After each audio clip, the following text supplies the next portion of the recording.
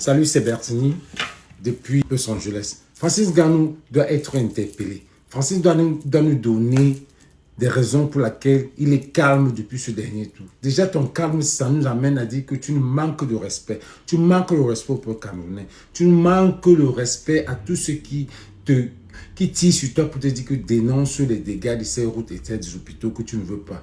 Tu manques le respect à tout le peuple camerounais. Alors, parce que tu es l'ami de ce gouvernement-là, tu soutiens ce gouvernement-là, tu veux que ces routes-là soient dans cet état-là.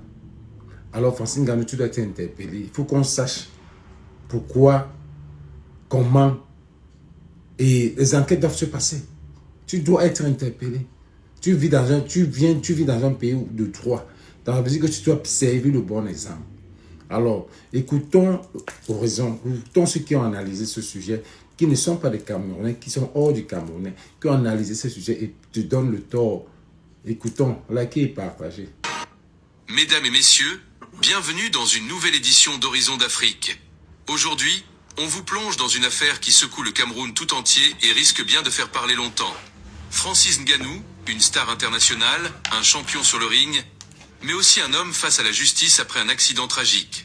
Vous allez découvrir pourquoi son silence après cet incident a choqué tout le pays et ce que cela révèle sur la justice camerounaise. Restez bien accrochés jusqu'à la fin de cette vidéo, car Horizon d'Afrique ne vous sert pas juste des nouvelles.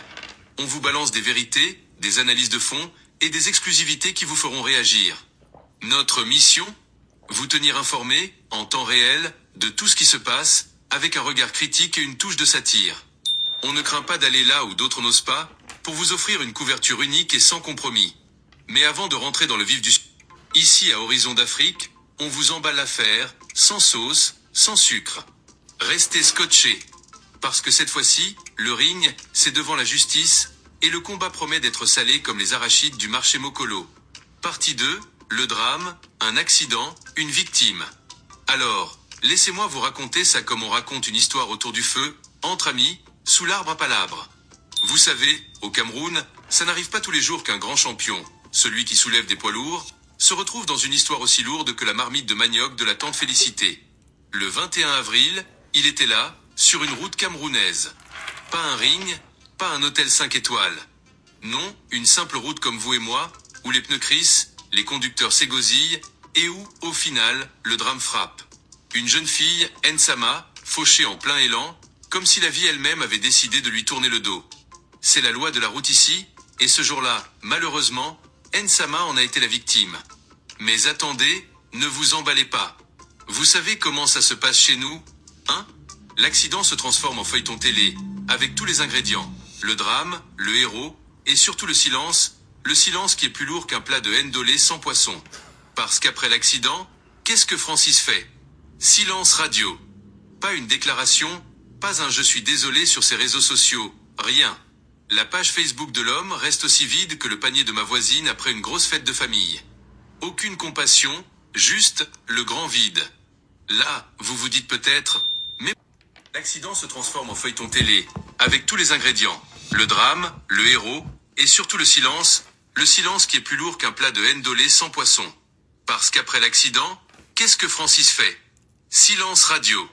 Pas une déclaration, pas un « je suis désolé » sur ses réseaux sociaux, rien. La page Facebook de l'homme reste aussi vide que le panier de ma voisine après une grosse fête de famille. Aucune compassion, juste le grand vide. Là, vous vous dites peut-être, mais pourquoi tout ce silence ? Il a oublié d'être humain ? Où sont les larmes ? Où sont les condoléances ? Non, mes amis, rien de tout cela. Francis, là, il est en mode ni vu ni connu. Comme une célébrité qui oublie qu'en bas du podium, il y a des gens qui souffrent. Mais le drame, lui, il reste. Il frappe encore et la famille de Nsama pleure.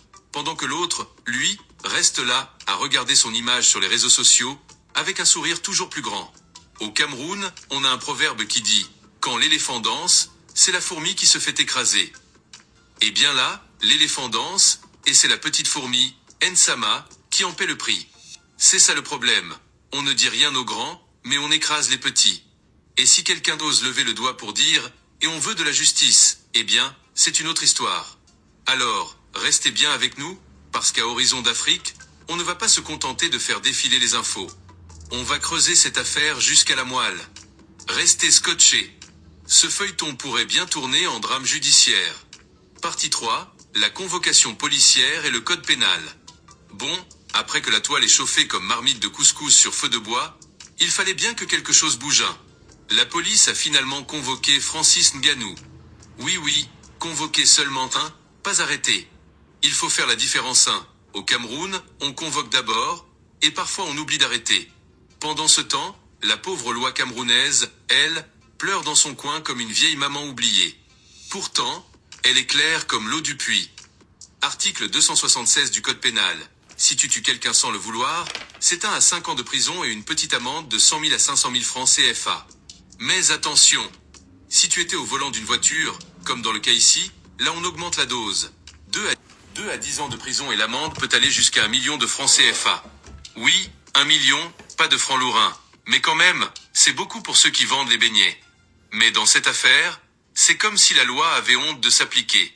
Francis, lui, circule toujours librement, sans bracelet au poignet, sans même un petit séjour au commissariat, alors que pour le simple vendeur de friperie du marché central, on t'embarque à la moindre bousculade. C'est là que les Camerounais lèvent les yeux au ciel et demandent « Vraiment, notre justice est-elle aveugle ou bien elle ferme un œil seulement pour certains ?» Parce que soyons clairs, quand c'est le pauvre David qui cogne, même un cabri sur la route, il dort en cellule directement, sans escale. Mais quand c'est un Francis Ngannou, champion du monde, star international, on sort le grand tapis rouge, on parle doucement, on convoque poliment, comme si on invitait au mariage d'un ministre.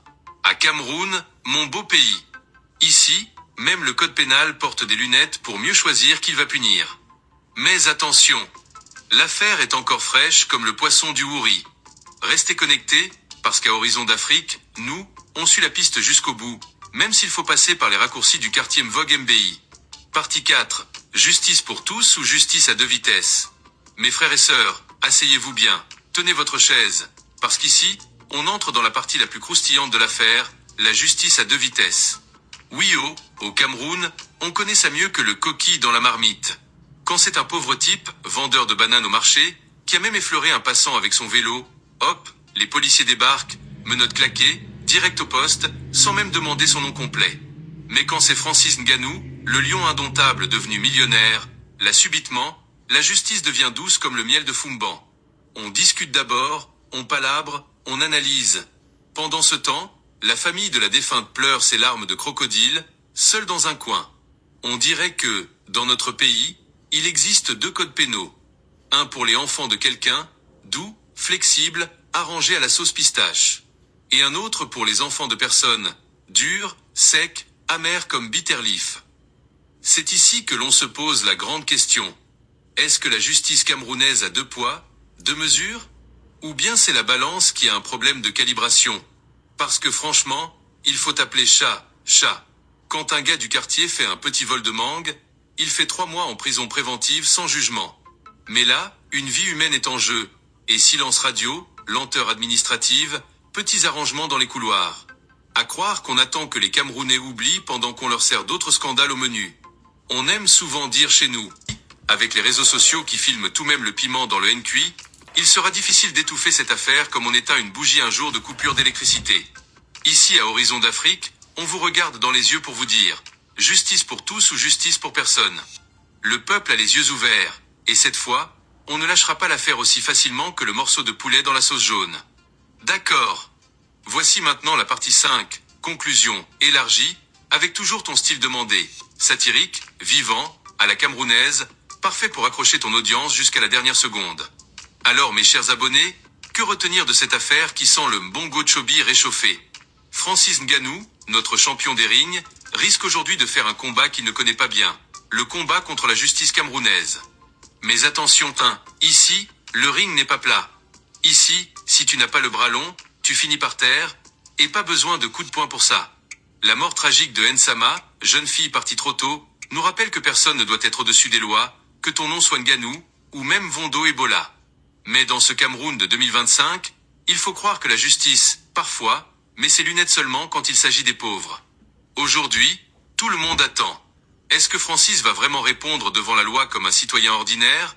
Ou alors va-t-on nous sortir encore une de ces pirouettes dignes d'un match arrangé? Est-ce que les autorités vont se souvenir que la justice n'est pas un buffet où chacun se sert selon sa taille? Ou bien, comme d'habitude, on va nous distraire avec un nouveau scandale, pendant que cette affaire disparaît comme sucre dans le thé chaud? À Horizon d'Afrique, on n'oublie pas. Nous, on garde l'œil ouvert comme le hibou en pleine nuit. Et vous alors? Pensez-vous que Francis Ngannou doit être traité comme tout citoyen? Croyez-vous qu'au Cameroun, la justice protège encore les pauvres? Ou bien c'est devenu une question de statut social? Dites-nous tout en commentaire. Chauffez la zone comme on chauffe les bâtons de manioc à Bonaberry. Likez la vidéo si vous aussi vous pensez que la justice doit être pour tout le monde. Et surtout, abonnez-vous à Horizon d'Afrique. La justice doit être pour tout le monde. La justice ne doit pas être pour une personne et pas pour l'autre. Parce que, si ce gars, si cette fille a eu un accident 6 jours après, Francis Ngannou aurait eu le temps d'aller au commissariat, dire ou bien déclarer qu'il a fait un accident. Ou alors, déjà, même l'hôpital devait faire un rapport parce qu'il y a devant une enquête. Afrique pour ne rien manquer. L'enquête devait se faire de ce jour au plus tard 24 heures.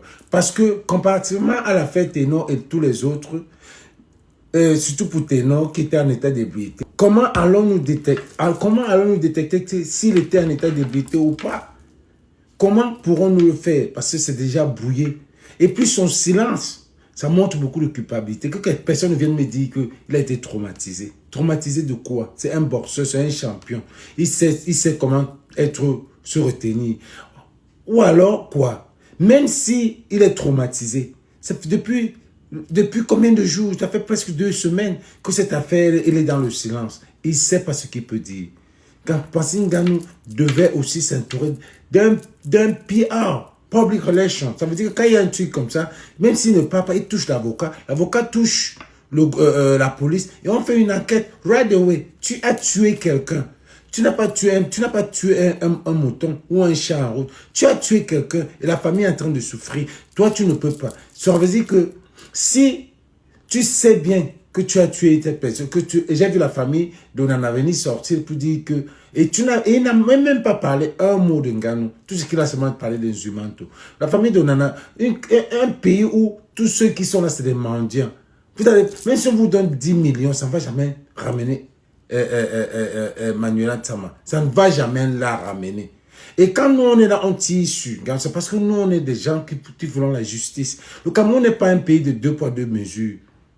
Hein? C'est la justice pour tout le monde. Ça veut dire que il y a des petits gens qui sont en prison parce qu'ils ont tué. Il y a des Benskineurs qui sont en prison parce qu'ils ont tué des gens. Il y a beaucoup de plaintes qui sont au commissariat parce que les gens ont porté plainte à des Benskineurs ou alors. Et alors, dans ce cas, Francis Ngannou, si ce n'est pas l'hôpital, ça doit être la route. Et cet hôpital, tu es bien placé, tu as une autorité de venir dénoncer ces états de la route ou ces états des hôpitaux. Parce que les hôpitaux, c'est des mouroirs. Si c'était ton cas, que c'est toi qu'on a cogné, tu ne devais même pas aller dans cet hôpital. Tu devais être évacué parce que tu as de l'argent. Donc, dans ce cas, tout va au profond sur le gouvernement. Et c'est le gouvernement que tu supportes. Le gouvernement que tu ne dénonces pas.